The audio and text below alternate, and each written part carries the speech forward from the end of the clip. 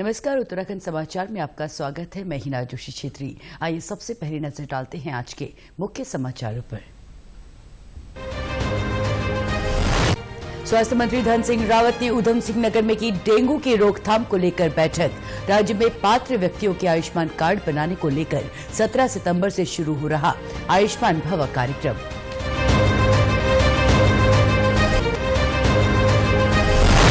उत्तरकाशी में नदी में वाहन गिरने से 4 लोगों की मौत। हरिद्वार में बरसाती नदी के उफान में फंसी बस में सवार 53 लोगों को एसडीआरएफ ने किया रेस्क्यू।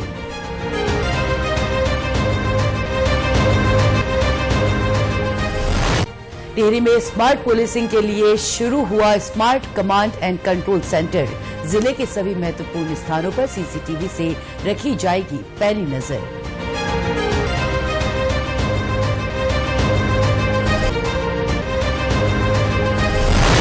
और सूचना और मनोरंजन का विश्वसनीय मंच दूरदर्शन आज मना रहा है 64वां स्थापना दिवस। उत्तराखंड दूरदर्शन परिवार की तरफ से सभी दर्शकों को शुभकामनाएं। और अब समाचार विस्तार से। प्रदेश भर में डेंगू के लगातार बढ़ते मरीजों की संख्या ने चिंता बढ़ा दी है। सिर्फ मैदानी क्षेत्रों में ही नहीं बल्कि पर्वतीय क्षेत्रों में भी डेंगू के मामले बढ़ रहे हैं। आज स्वास्थ्य मंत्री धन सिंह रावत ने ऊधम सिंह नगर में डेंगू रोकथाम को लेकर बैठक की। बैठक में मुख्य चिकित्सा अधिकारी ने स्वास्थ्य मंत्री को जिले में डेंगू की स्थिति के बारे में जानकारी दी। उन्होंने बताया कि ऊधम सिंह नगर में 34 डेंगू के मरीज आए। 3 सरकारी और 12 प्राइवेट अस्पतालों में ब्लड बैंक हैं जहां प्लेटलेट्स उपलब्ध हैं। डेंगू के 39 हॉटस्पॉट चिन्हित किए गए हैं। अस्पतालों में मरीजों के लिए सभी जरूरी व्यवस्थाएं की गई हैं। बैठक में स्वास्थ्य मंत्री डॉक्टर धन सिंह रावत ने डेंगू को लेकर सतर्कता बरतने के निर्देश दिए। उन्होंने कहा कि अगले 15 दिन डेंगू की रोकथाम को लेकर काफी महत्वपूर्ण है। टोटल अभी तक 34 केस, जिनमें से अब 6 केस ऐसे जो पॉजिटिव है, बाकी सब ठीक हो गए हैं। इसलिए मैं स्वास्थ्य विभाग को भी, जिला प्रशासन को भी बधाई दे रहा हूँ। उन्होंने डेंगू पे यहाँ बहुत अच्छा काम किया। स्वास्थ्य मंत्री ने बताया कि 17 सितंबर से 2 अक्टूबर तक राज्य में आयुष्मान भव कार्यक्रम चलाया जा रहा है। इसके तहत हर पात्र व्यक्ति का आयुष्मान कार्ड बनाया जाएगा। पूरे प्रदेश में 700 ब्लड कैंप लगाए जाएंगे। हर व्यक्ति की आवाज, हर पात्र की जो है, जो पात्र व्यक्ति है उसका आयुष्मान कार्ड बनाया जाएगा। और जो 100% गांव जो है आयुष्मान कार्ड जब बन जाएंगे उसको आयुष्मान गांव घोषित किया जाएगा। 2 अक्टूबर को हमारे जनप्रतिनिधि, हमारे जिले के प्रशासन के अधिकारी गांधी जयंती के दिन जो है व्यक्ति को जो है आयुष्मान कार्ड देने का काम करेंगे। 2 तारीख को ही एक स्वच्छता कैंपेन चलाएंगे। उत्तरकाशी में राष्ट्रीय राजमार्ग 108 पर आर्य विहार आश्रम के पास एक वाहन नदी में गिर गया। सूचना के मुताबिक वाहन में सवार में से 6 में से 4 लोगों की मौत हो गई है। घायलों को पुलिस और एसडीआरएफ की टीम ने रेस्क्यू कर जिला अस्पताल में भर्ती कराया है। जिलाधिकारी अभिषेक रुहेला ने बताया कि आपातकालीन परिचालन केंद्र से राहत बचाव कार्यों की निगरानी की जा रही है। सभी लोग स्थानीय निवासी बताए जा रहे हैं। हरिद्वार में रात से हो रही बारिश के बीच श्यामपुर क्षेत्र में चिड़ियापुर चेक पोस्ट के पास एक बस बरसाती नदी कोटावाली में फंस गई। बस नेपालगंज रुपेड़िया से हरिद्वार आ रही थी और इसमें 53 लोग सवार थे। इनमें से ज्यादातर नेपाली मूल के निवासी थे। बारिश लगातार होने के चलते नदी का बहाव तेज हो गया था, जिसकी वजह से बस बीच नदी में फंस गई। बस से उतरकर 6 यात्री अपनी जान बचाने के लिए नदी के ऊपर बने पुल के पिलर पर चढ़ गए। सूचना मिलने पर पुलिस और एसडीआरएफ की टीम ने पिलर पर चढ़े यात्रियों समेत बस में सवार सभी यात्रियों को सकुशल रेस्क्यू किया। मौसम विभाग ने अगले 3 दिनों तक राज्य में ज्यादातर जिलों में बारिश की संभावना जताई है। देहरादून समेत सभी मैदानी और पहाड़ी जिलों में कहीं कहीं भारी वर्षा की चेतावनी दी गई है। इस दौरान आकाशीय बिजली चमकने का भी अनुमान है। लोगों को सचेत किया गया है कि भारी बारिश के दौरान वे सुरक्षित जगहों पर रहें। इस दौरान पर्वतीय क्षेत्रों में आवाजाही न करें। बारिश के चलते कई जगह जलभराव की समस्या भी हो गई है। अल्मोड़ा में के लक्ष्मेश्वर क्षेत्र के कई घरों में नाले का पानी भर गया है। गए, जिससे भवन स्वामियों को रात गुजारने के लिए सुरक्षित स्थान पर शरण लेनी पड़ी। उधर चमोली जिले के गैरसैंण विकासखंड के टैटूडा क्षेत्र में भारी बारिश से नुकसान हुआ है। क्षेत्र के माईथान मेहल चोरी सड़क का करीब 50 मीटर हिस्सा क्षतिग्रस्त हो गया है। प्रशासन सड़क को खोलने की कार्यवाही कर रहा है। टैटूडा के लोगों के घरों और गौशालाओं में मलबा और पानी घुसने की सूचना भी प्राप्त हुई है। टिहरी जिले में आकाशीय बिजली गिरने से 3 पशुओं के हताहत होने की भी खबर है। टिहरी में smart intelligent command and control centre का पुलिस महानिदेशक अशोक कुमार ने आज वर्चुअली लोकार्पण किया। पुलिस बल को आधुनिक बनाने की दिशा में ये कंट्रोल सेंटर शुरू किया गया है। इसके तहत नई टिहरी के 19 महत्वपूर्ण स्थानों पर 50 सीसीटीवी लगाए गए हैं, जबकि मुने की रेती, चंबा और नरेंद्रनगर में 63 सीसीटीवी लगने प्रस्तावित हैं। मुने की रेती में 30 सीसीटीवी लगाए जा चुके हैं। इनके जरिए यातायात व्यवस्था सुधारने और आपराधिक घटनाओं पर नजर रखने में मदद मिलेगी। टिहरी के जिलाधिकारी मयूर दीक्षित ने बताया कि आपदा कंट्रोल रूम में ये कंट्रोल सेंटर शुरू किया गया है ताकि सभी विभागों का आपसी समन्वय बना रहे। डीजीपी महोदय के द्वारा इसका इनॉग्रेशन किया गया, जिसमें करीबन 80 कैमरे हम ऑलरेडी लाइव कर चुके हैं और करीबन 100 कैमरे और इसमें हम लोग और ऐड भी करेंगे। जो छूटे हुए कैमरे उनको इसमें इंटीग्रेट भी करेंगे। तो निश्चित तौर पर ट्रैफिक कंट्रोल करने में आपदा की दृष्टि से संवेदनशील जिला है, उसमें साथ ही हमारे जो क्राइम होते हैं उसको फाइंड आउट करने में उन सब में इसी किंग कैमरेज का यूज आएगा और ये आपदा कंट्रोल रूम में ही इसका स्थापना की गई है, जिससे कि हमारे सभी जानकारियाँ हैं वो तत्काल एक दूसरे से हम लोग शेयर कर सकते हैं। जिले के वरिष्ठ पुलिस अधीक्षक नवनीत भुल्लर ने बताया कि इस कंट्रोल सेंटर में पुलिस के साथ साथ खनन, आबकारी समेत अन्य विभागों से संबंधित कैमरों की फीड भी आएगी। इससे पुलिसिंग बेहतर होगी। जो 68 कैमरे पुलिस डिपार्टमेंट के थे उनका फीड भी यहाँ पे उसको इंटीग्रेट करा गया है। इसके अतिरिक्त जिलाधिकारी महोदय द्वारा जो बताया गया है कि खनन से संबंधित जो कैमरे हैं या आबकारी से संबंधित कैमरे हैं उनका भी अब इसमें इंटीग्रेट कर दिया जाएगा। इसके अतिरिक्त AMPR सिस्टम है 2, एक भद्रकाली में और एक कीर्तिनगर में, और जो कुछ नए कैमरे लग रहे हैं और सिटीज़ में उनका सबका इंटीग्रेशन यहाँ पे होगा।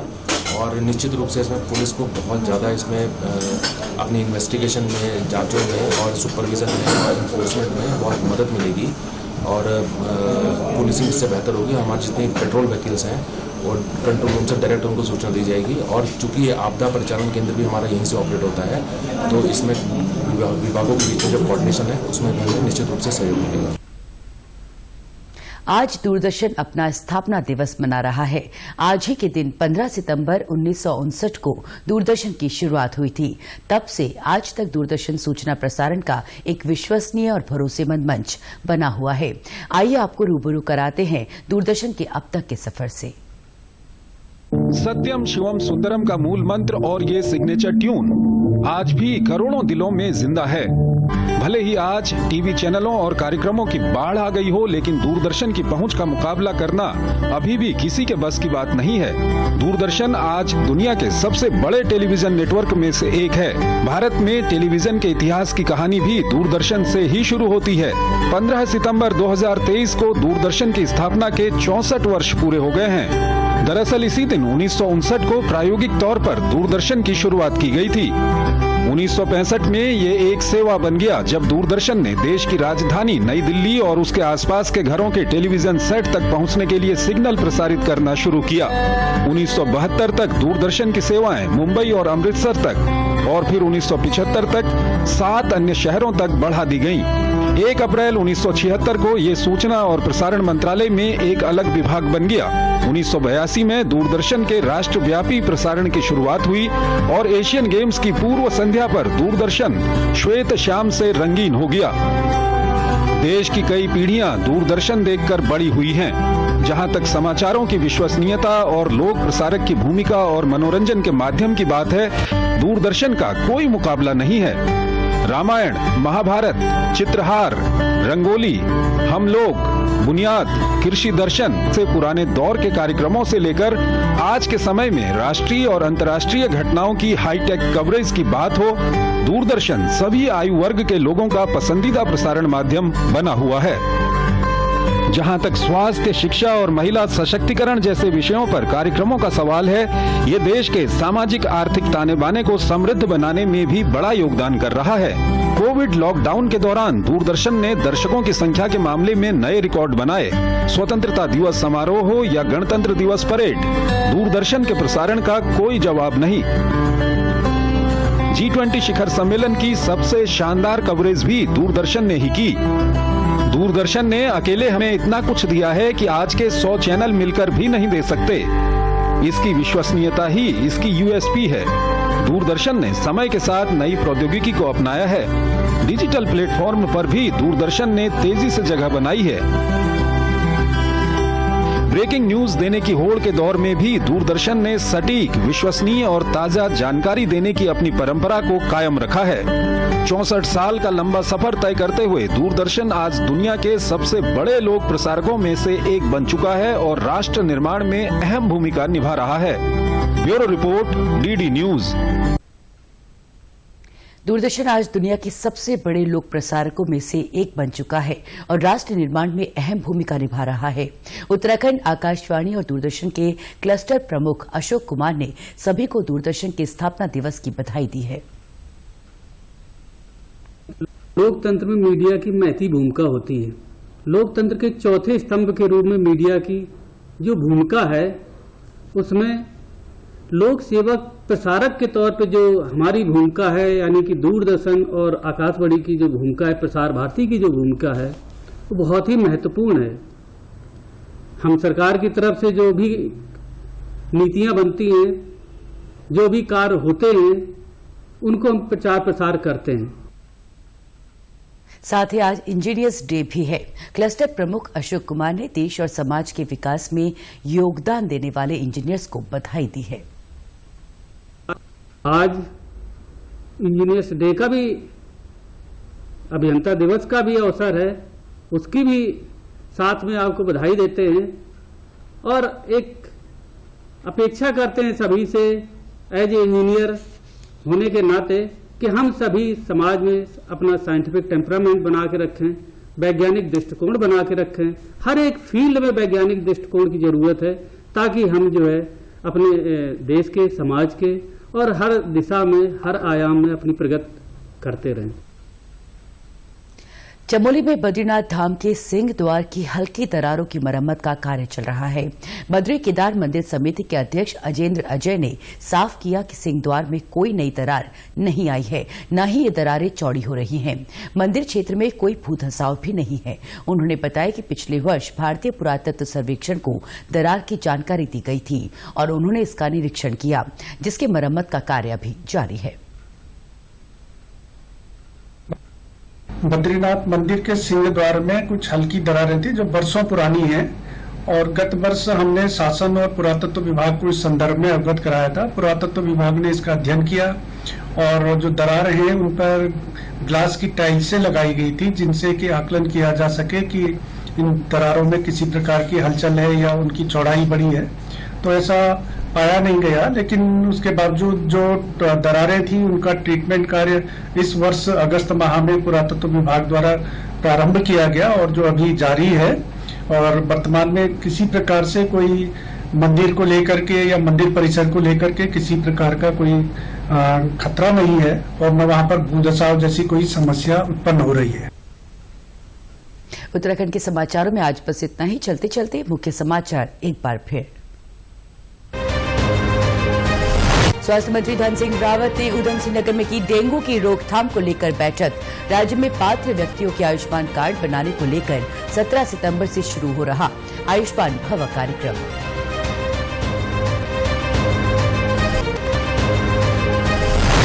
उत्तरकाशी में नदी में वाहन गिरने से 4 लोगों की मौत। हरिद्वार में बरसाती नदी के उफान में फंसी बस में सवार 53 लोगों को एसडीआरएफ ने किया रेस्क्यू।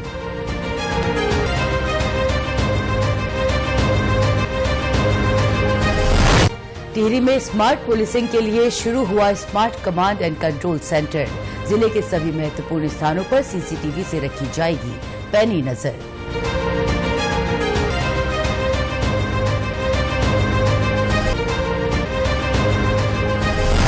और सूचना और मनोरंजन का विश्वसनीय मंच दूरदर्शन आज मना रहा है 64वां स्थापना दिवस। उत्तराखंड दूरदर्शन परिवार की तरफ से सभी दर्शकों को शुभकामनाएं। प्रदेश से जुड़ी अपडेट्स के लिए आप हमसे सोशल मीडिया के माध्यम से भी जुड़ सकते हैं। हमारा ट्विटर हैंडल है DDNews_देहरादून। हमारा फेसबुक पेज है DD न्यूज उत्तराखंड और हमारे YouTube channel DD news Uttarakhand को भी आप सब्सक्राइब कर सकते हैं। नमस्कार।